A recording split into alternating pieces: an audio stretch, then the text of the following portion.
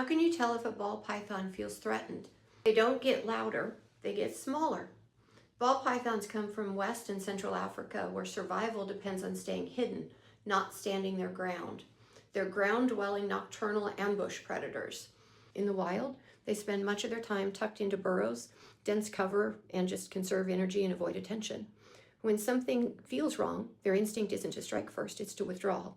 Curling tightly into a ball is their primary defense, head protected in the center, movement minimized, waiting for danger to pass.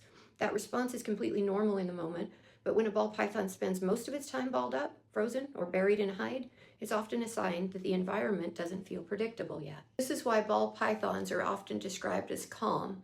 Many of them aren't relaxed, they're coping. Adult ball pythons typically reach 3 to 5 feet, with females often larger than males.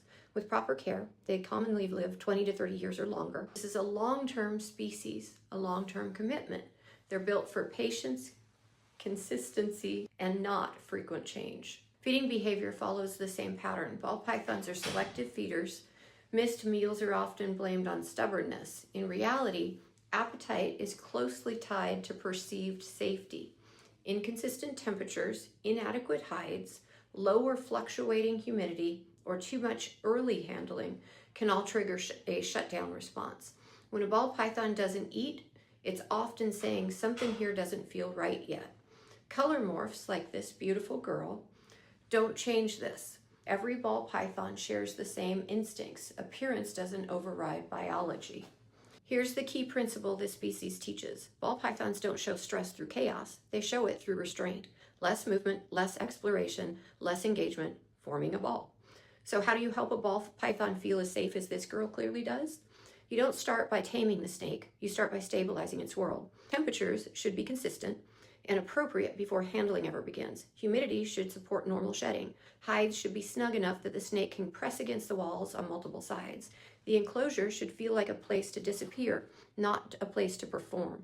Once the environment is steady, trust is built slowly and intentionally. Handling starts short and frequent. Movements are calm and predictable. The body is fully supported, never dangling or restrained. Sessions end before the snake tightens or tries to escape, not after. Safety is learned through repetition. Nothing bad happens again and again, and they get it. Over time, the signs change quietly. The snake stays looser when lifted, like this girl. Its tongue flicks instead of freezing.